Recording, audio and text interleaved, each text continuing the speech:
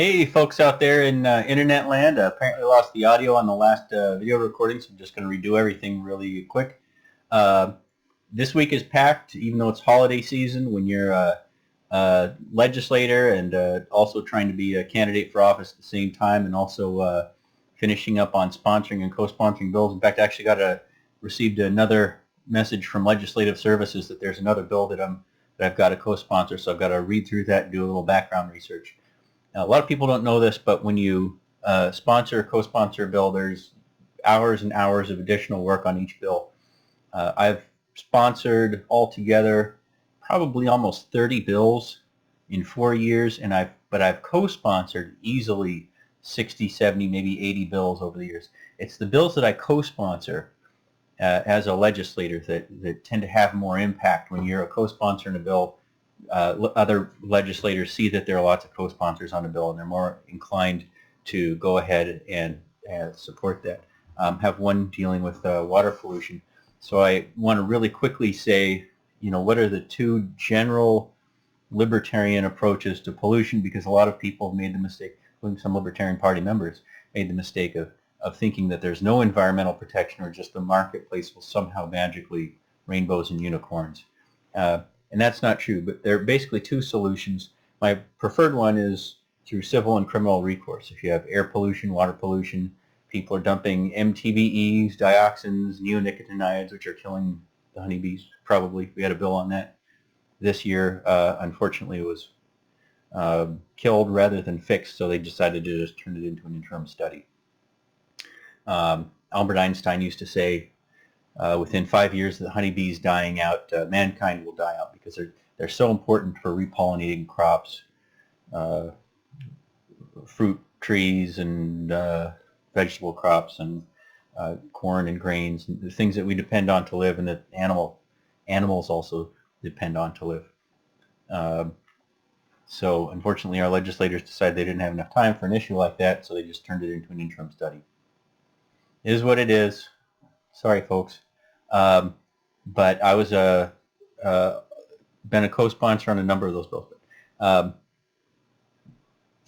We view, air and water pollution as a kind of trespass. Maybe not a criminal trespass, but it is certainly a trespass.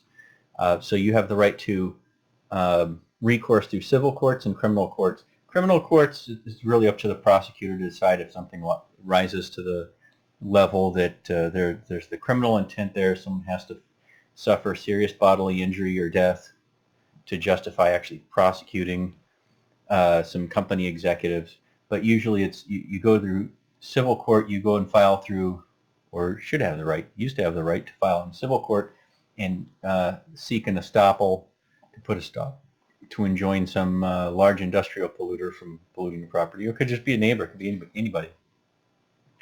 And also to recover lost property value, air pollution, water pollution, soil erosion, things that devalue your property. You have the right, you used to have the right, back in old libertarian days when we were under the common law, you had the right to reasonable use of your own land, quiet enjoyment of your own land, and you also had the right to be free from unreasonable use by others.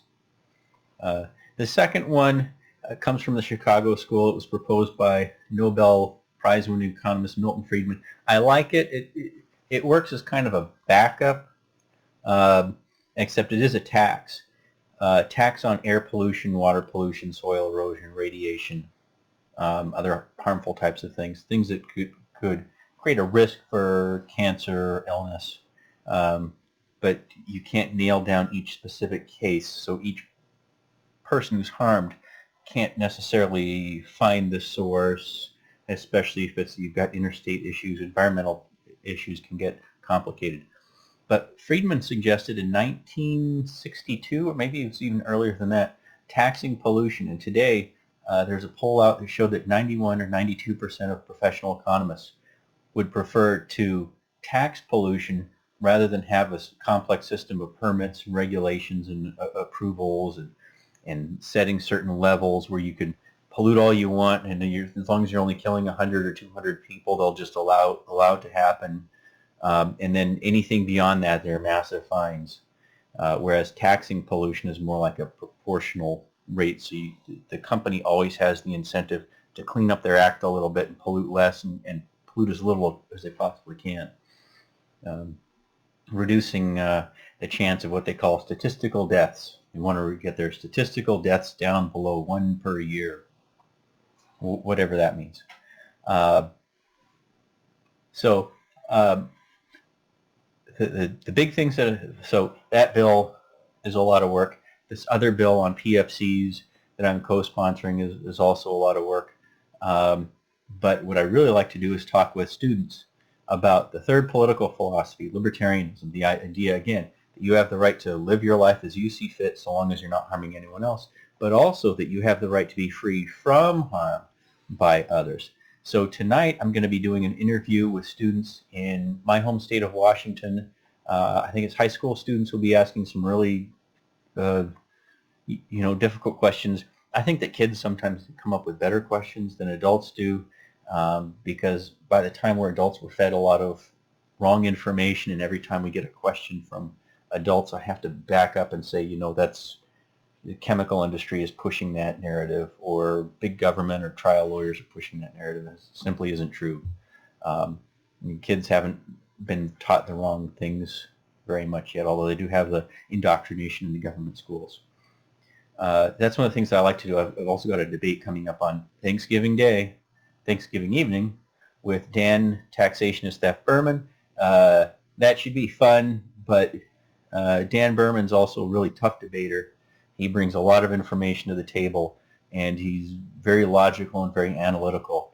And I've had to debate him 2 or 3 times, and he's I would say right now he's probably my toughest debate opponent in the presidential race. But he's also a great guy. And people asked, some kind of poll online, they asked, who do you think is sexier, Dan Behrman or Max Abramson? They put up good pictures of both of us, and he won 55% of the vote. So I did win second prize in the beauty contest this week, so I'm feeling good about that. Finally, I have a bill in that I'm putting a lot of work into. This one is, most bills you put 5, 10, 15 hours into, especially as a co-sponsor, you might only put 2 or 3 hours into the bill.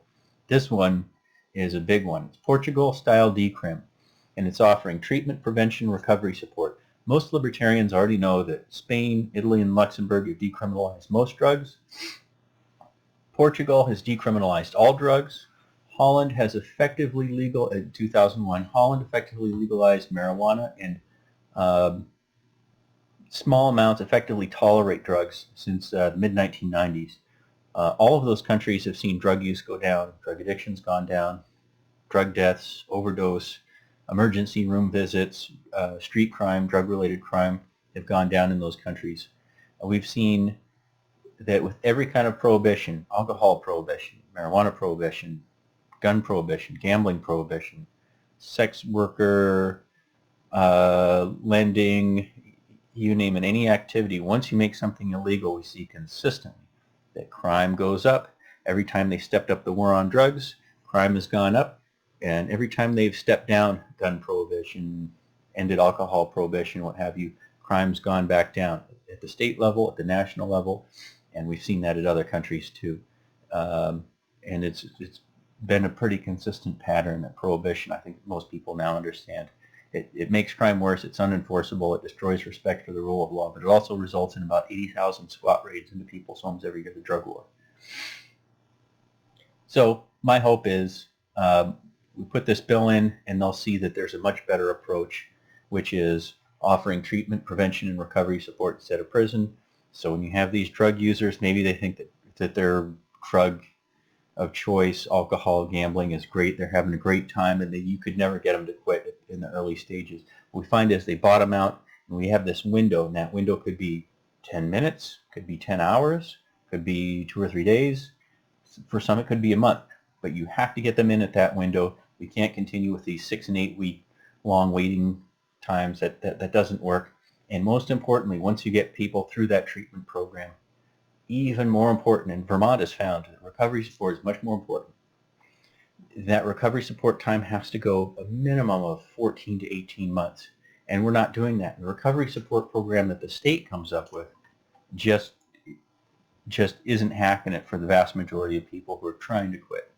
And so we've seen people fail, relapse, and they start all over from scratch, get back on another waiting list, and they go through treatment 2, 3, 4, 5, 6 times. And by the time they're getting to that point, you may have lost them completely. They may die. They may end up in the emergency room, disabled in a car crash, or just completely unable to quit drugs altogether. So hopefully this bill, Portugal-style decrim, will switch from spending as a country, $45 billion a year on the war on drugs. It isn't working. It's making crime worse. It's making drug use worse. Drug use has more than tripled. And this bill, although I expect a good deal of controversy, I try to stay out of the limelight, try to stay out of the spotlight, but you can't when you're taking on the big issues. So be on the news.